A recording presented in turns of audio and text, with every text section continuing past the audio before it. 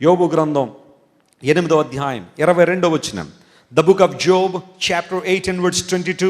అయితే ఇంకను ఆయన నీకు నోటి నిండా నవ్వు కలుగ చేయును ప్రహర్షముతో నీ పెదవులను ఏం చేస్తాడట? ఆయన నింపుతాడట. Yes, our God is the God who can fill us. ఆయన మనల్ని నింపేవాడంటే ఏమో నింపుతావు ప్రభు అంటే ఆయన అన్నాడు, నీ పెదవులను నీ నోటిని దేంతో నింపుతాడు? ఆయన ప్రహర్షంతో నింపుతాడు. నీ దుఃఖ దినములు సమాప్తములగును, జనమా నీవిక కన్నీళ్లు విడవవు అని దేవుడు వాగ్దానం చేశాడే. ఆ వాగ్దానం నెరవేర్చడానికి దేవుడు ఇష్టపడుతున్నాడు. నీ ప్రహర్షముతో నీ పెదవులను ఏం చేస్తాడు? ఆయన నింపుతాడు. ఒకవేళ ఎంతవరకు నీ పెదవులు సొనగుడుతో నింపబడ్డాయేమో, ఒకవేళ ఎంతవరకు నీ పెదవులు నిరుత్సాహమైన మాటలతో నింపబడ్డాయేమో, ఒకవేళ ఎంతవరకు నీ పెదవులు అసాంఘికమైన మాటలతో నింపబడ్డాయేమో, ఒకవేళ ఎంతవరకు నీ పెదవులు దుఃఖముతో నింపబడ్డాయేమో, ఒకవేళ ఎంతవరకు నీ పెదవులు మరొక వాటితో నింపబడ్డాయేమో, అయితే బైబిల్ సెలవిస్తూ ఉంది, ఈ రోజున దేవుడు నీ పట్ల కలిగిన ప్రణాళిక, ఆయన నీ కోసం చెబుతున్న కార్యం ఏంటనగా నీ పెదవులను దేవుడు వేటితో నింపబోతున్నాడు? ప్రహర్షంతో. ఇంగ్లీష్లో ఏమన్నాడంటే ప్రహర్షం అనే మాటను రిజాయిస్ అనే పదం వాడాడు. ఆనందము అని అర్థం ఇచ్చే మాట. God fills your lips with rejoicing. దేవుడు ఒక అద్భుతమైన ఆనందంతో ఆ నోటిని నింపబోతున్నాడు. మనస్ఫూర్తిగా నవ్వి ఎంతకాలం అయింది? మనస్ఫూర్తిగా 32 పళ్ళు బయటపెట్టి చక్కగా నవ్వి ఎంతకాలం అయిందమ్మా? చాలామందికి నవ్వు లేదు. దుఃఖం, వేదన, కన్నీరు, ఆందోళన, ప్రతి పరిస్థితుల్లో కూడా వారి జీవితంలో దుఃఖమే. ఒక అమ్మాయిని పాట పాడమన్నారంట. పాస్టర్ గారు అమ్మాయి పాట పాడమంటే వణిగిపోతుంది, బాగా ఇబ్బంది పడిపోతుంది. ఎంతమంది జనం ముందు ఎలా పాడమంటావు డాడీ, రా పాడు అనగానే మైకు పట్టుకుని సంతోషం పొంగింది అంటుందట. పాటంతా ఏడుస్తూనే పాడుతుంది అమ్మగారు భయంతో. పాడుతున్న పాట ఏంటి, ఆమె ఇస్తున్న ఎక్స్ప్రెషన్ ఏంటి? అక్కడ సంతోషం పొంగింది అన్నవాళ్ళు ఎలా పాడాలి? చక్కగా నాట్యం ఆడుతూ చప్పట్లు కొడుతూ సంతోషంగా వాళ్ళని చూస్తే 10 మందికి సంతోషం కలగాలి. అంతేకాని కళ్ళమ్మ నీళ్లు పెట్టేసుకుని ఏడుస్తూ నాలో సంతోషం పొంగిందంటే ఎవరు నమ్ముతారు? మనలో పొంగుతుంది ఏంటి? దుఃఖం, వేదన, ఇతరులు బాగుపడిపోతున్నారనే అసూయ కొన్నిసార్లు నిన్ను పట్టి పీడించేసిందేమో ఒక రోగంలాగా. వదిలే, పెదవుల నిండా దేవుడు నీకు నవ్వు దయచేయబోతున్నాడు. దేవునికి స్తోత్రం కలుగునుగాక. ఆయన నీ జీవితంలోకి అద్భుతం చేయడం ద్వారా, ఒక ఆశ్చర్యకార్యం జరిగించడం ద్వారా దేవుడు నీ జీవితంలో మేలు చేస్తాడు. బిల్దదు అనబడే వ్యక్తి యోబుతో మాట్లాడుతున్నాడు. ఇక్కడ యోబు ప్రశ్నల మీద ప్రశ్నలు సంధిస్తూ ఉన్నాడు. ఎందుకంటే యోబుకు వచ్చిన కష్టం మామూలు కష్టం కాదు. సాటి మనిషికి ఎవరికి రానంత కష్టం. అప్పటిదాకా అన్నీ బాగున్నాయి, విదిన్ ఫ్రాక్షన్ ఆఫ్ సెకండ్స్లోనే పతనం స్టార్ట్ అయిపోయింది. భయంకరమైన కార్యాలు జరుగుతున్నాయి. ఆస్తి పోయింది, అంతస్తులు పోయాయి, పిల్లలు పోయారు, ఆరోగ్యం పోయింది, అన్నీ పోయింది.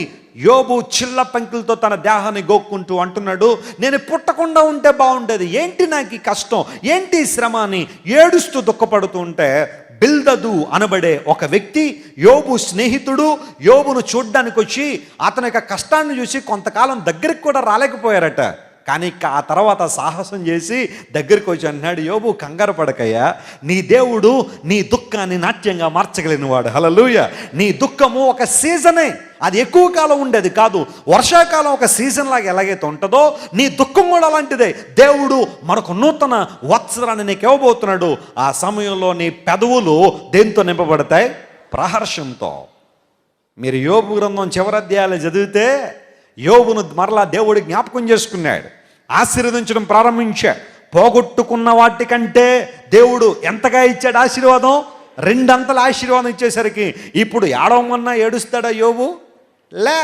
ఓ తన హృదయం నిండా ఆనందం, తన పెదవుల నిండా ఏముంది? ప్రహర్షం ఉంది. దేవుని సేవకునిగా ప్రకటిస్తున్నాను, దేవుడు మీలో చాలా మంది కన్నీటిని తొడవబోతున్నాడు. నమ్మిన వారు గట్టిగా చప్పట్లు కొట్టి యేసుని మహిమపరచు. ఆ కారణం ఏదైనా కావచ్చు, no matter what the reason. నీ కుటుంబంలో చెలరేగిపోతున్న అపవాది, నీ కుటుంబంలో చెలరేగిపోతున్న పేదరికం, నీ కుటుంబంలో చెలరేగిపోతున్న అనారోగ్యాలు, నీ కుటుంబంలో చెలరేగుతున్న దుష్ట శక్తుల ప్రభావము ఏదైతే ఉందో దేవుడు వాటిని అణిచి దేవుడు నీకు 2 అంతల మేలు చేయబోతున్నాడు. హల్లెలూయా. జకర్యా గ్రంథం 9వ అధ్యాయం 12వ వచనం మనం చదివితే బైబిల్ ఈ విధంగా సెలవిస్తూ ఉంది. The book of Zechariah chapter 9 and verse 12. అక్కడ బైబిల్లో రాయబడిన మాట, బంధకములలో పడియుండియు నిరీక్షణ గలవారులారా మీ కోటను ప్రవేశించండి, రెండంతలుగా మేలు చేసేదనని నేడు మీకు ఏం చేస్తున్నాను తెలియచేసిన. Here is my word, here is my promise. నా యొక్క వాగ్దానం ఇదే. ఏంటా వాగ్దానం అనగా, బంధకములలో ఉండి నిరీక్షణ గలవారులారా మీ కోటలోనికి తిరిగి వచ్చేసేయండి, మీ కోటలోనికి తిరిగి ప్రవేశించండి.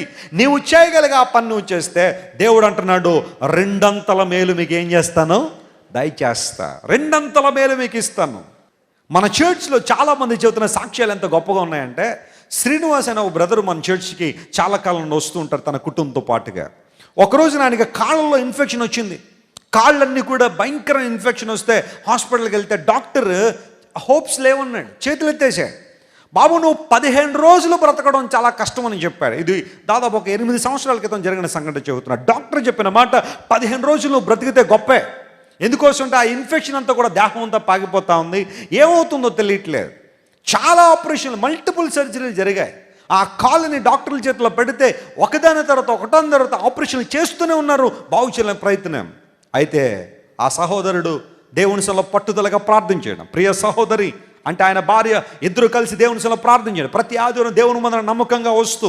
అప్పుడు మన YMCA గ్రౌండ్లో మీటింగ్ జరుగుతూ ఉండేది. ప్రతి ఆదివారం దేవుని మందిరానికి వస్తూ తమ పిల్లల్ని నడిపిస్తూ దేవుని మీద ఆధారపడి, అయ్యా దావీదునుడా మీరు ప్రార్థించండి, చాలా దేవుడి మీద ఆశ పెట్టుకున్నాను.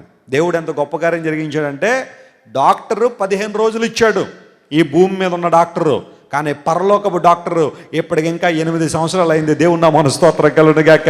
ప్రతి ఆదివారం చక్కగా దేవుని మందిరానికి వస్తూ దేవుని ఆరాధన చేస్తున్నాడు. ఆవిడ God is a wonder working God. ఆయన్ని పెదవులను దేంతో నింపుతాడు, ఆయన ప్రహర్షంతో నింపుతాడు. ఆశ అనే సహోదరి మన చర్చికి వస్తూ ఉంటుంది. ఆమె ఒక రోజున తన పర్స్ పోగొట్టేసుకుంది, తన వాలెట్ పోగొట్టుకుంది. వాలెట్లో తన యొక్క ఇంపార్టెంట్ కార్డ్స్, ఆ తర్వాత కొన్ని ఇంపార్టెంట్ డాక్యుమెంట్స్ అన్నీ కూడా ఆ వాలెట్లో ఉండిపోయాయి. పోగొట్టేసుకుంది, ఎక్కడ పోగొట్టుకుందో తెలియదు.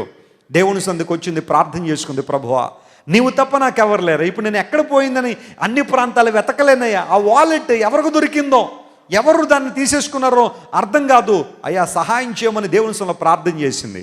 ప్రార్థన చేయడం మాత్రం కాకుండా దేవుని సేవకులను మాతో తెలియజేసి, అన్న మీరు కూడా ప్రార్థన చేయండి, వాలెట్ పోయింది, అందులో కొన్ని ఇంపార్టెంట్ డాక్యుమెంట్స్ ఉండిపోయినాయి, అవి మరలా తిరిగి వస్తే బాగుంటుంది, కార్డ్స్ ఉండిపోయినాయి, అవి కావాలి, కొంత ధనం ఉంది, సరే ధనం పోయినా కానీ ఆ వాలెట్ ఉంటే బాగుంటుందని ప్రార్థన చేస్తున్నానని ఆ చెల్లెమ్మ ప్రార్థన చేయడం ప్రారంభించింది.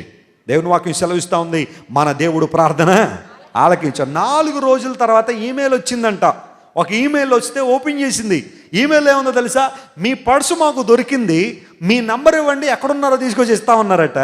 ఆ తర్వాత 4 రోజుల తర్వాత ఈమెయిల్ చూసి రెస్పాండ్ అయితే పర్సు తీసుకొచ్చి చేతిలో పెడితే, ఆ వాలెట్ తీసుకొచ్చి చేతిలో పెడితే ఏవైతే ఉండాలో యాజ్ ఇట్ ఈజ్గా అన్నీ అలాగే ఉన్నాయి. దేవుని స్తోత్రం చెప్పండి, హల్లెలూయా.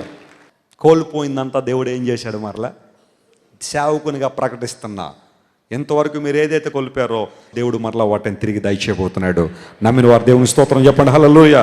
అది నీ ఆరోగ్యం కావచ్చు, నీ ఆస్తి కావచ్చు, మరొకటి కావచ్చు. Hour God is God of restoration. మన దేవుడు సమకూర్చేవాడు. ప్రహర్షముతో మన పెదవులు ఏం చేస్తున్నాడు, ఆయన నింపుతున్నాడు.